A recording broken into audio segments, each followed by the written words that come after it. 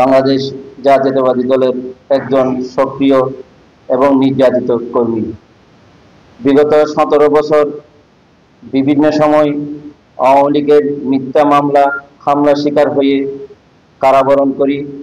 2018 সালের কুখ্যাত সন্ত্রাসী খুনি ওসি প্রদীপ দিয়ে আমাকে মেরে ফেলার ষড়যন্ত্র করেছিল, বিদায় বিদেশ পলায়ন করতে হয়েছে। শত প্রতিকূলতার মধ্যেও বাংলাদেশ জাতীয়তাবাদী দল বিএনপির পতাকা তলে থেকেছি। উল্লেখ্য যে গত 23/5/2025 ইংরাজি রোজ বৃহস্পতিবার বিকাল 6টার সময় একটি ঘটনার খবর পাই। একজন মাদ্রাসা শিক্ষক মৌলভীপাড়ার হাফেজ মোহাম্মদ ইউনুস মুন্ডারদের নৌকার ঘাট থেকে আসার পথে পানছড়িপাড়ার লোকজন হাফেজ মোহাম্মদ ইউনুস সহ 3 জন লোককে পানছড়িপাড়ায় ধরে নিয়ে যায়। পরবর্তীতে মৌলভীপাড়ার লোকজন খবর পেয়ে তাদেরকে উদ্ধার করতে পানছড়িপাড়া এলাকায় যান। পরে শুনলাম পুলিশ এসে তাদেরকে উদ্ধার করে নিয়ে যায়। অত্যন্ত দুঃখের বিষয় হলো, পরবর্তীতে বিভিন্ন যোগাযোগ মাধ্যমে দেখতে পাই যে বিভিন্ন অনলাইন মিডিয়াতে আমার নাম উল্লেখ করে আলী আহমদ, প্রকাশ আলুগুলা, আবদুল্লাহ ও কিছু ভাড়াটিয়া মহিলাদেরকে নিয়ে উক্ত ঘটনায় আমি জড়িত আছি মর্মে সাক্ষাৎকার প্রদান করে।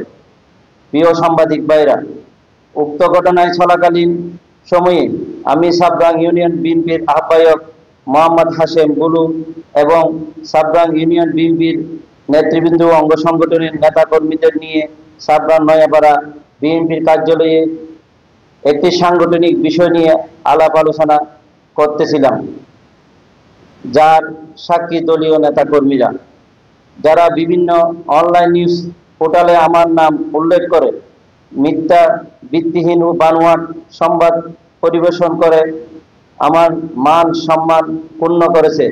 তারা সবাই ফ্যাসিস্ট। তারা আমাকে দীর্ঘ 17টি বছরে একদিনের জন্য আমাকে এলাকায় বসবাস করতে দেয় নাই। তারা আমাকে হত্যা মামলা থেকে শুরু করে এমন কোনো মামলা নাই 17 বছরে দেয় নাই। আজ ও কিছু সুবিধাভোগী কুপরামর্শে এবং উদ্দেশ্য প্রণোদিতভাবে আমাকে জড়িয়ে রাজনৈতিকভাবে হেয় প্রতিপন্ন করার নীল নকশা মাত্র। আমি উক্ত মনগড়া সংবাদের তীব্র নিন্দা ও প্রতিবাদ জানাচ্ছি। ঘটনা চলাকালীন সময় আমি এবং সাবডাঙ্গার আরো অনেক নেতৃবৃন্দ, নুরুল আলম সহ সাবডাঙ্গার আহ্বায়ক মোহাম্মদ হাসান বলু সহ একটি দলীয় আলোচনা নিয়ে সাবডাং নয়াপাড়া বিএনপি অফিসে উপস্থিত ছিলাম।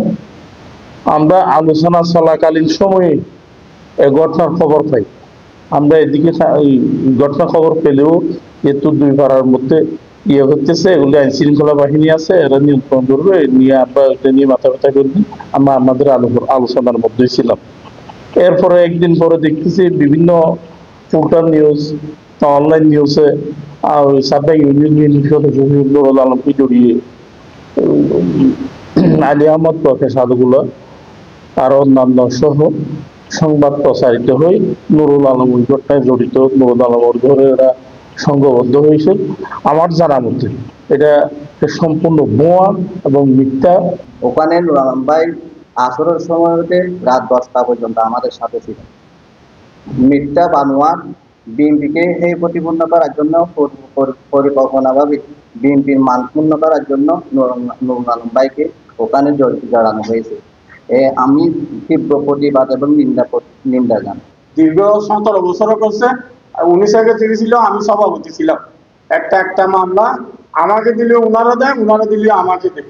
তো এরকম ঘটনা আওয়ামী লীগ করছে, কিন্তু এখনো ওনারা এই নির্যাতনের মধ্যে আছে, কোনো জড়িত নাই। ওগুলো আমাদের সাথে ছিল, আসরের আগেও যে আমাদের সাথে ওইখানে আমরা আমাদের বিএনপি অফিসে আসি। সাবধান, ফ্যাসিস্ট হাসিনার এত নির্যাতন নিপীড়নের মধ্যেও আমরা বেঁচে আছি। আসলে এই ধরনের সত্যিকার যারা নাকি বিভ্রান্ত সৃষ্টি করে, যারা নিউজ করে, আমি দুঃখ প্রকাশ করে এদেরকে সঠিকভাবে বজায় রেখে তাদের নিউজ প্রচার করার জন্য বাইরের আহ্বান জানানো। যেহেতু বাংলাদেশের সম্পদ হচ্ছে তিনটা, একটা হচ্ছে গণমাধ্যম, প্রাইম মিনিস্টার এবং এই প্রশাসন, এগুলো হচ্ছে আমাদের সম্পদ। আমার আইন শৃঙ্খলা বাহিনীর প্রতি অনুরোধ থাকবে, এই পেশিদদেরকে অধীন সত্য ধরে, এই মিথ্যাবাদীদেরকে অধীন সত্য ধরে আইনের আওতায় নিয়ে আসার জন্য আমি সংশ্লিষ্ট প্রশাসনের প্রতি দৃষ্টি আকর্ষণ করছি।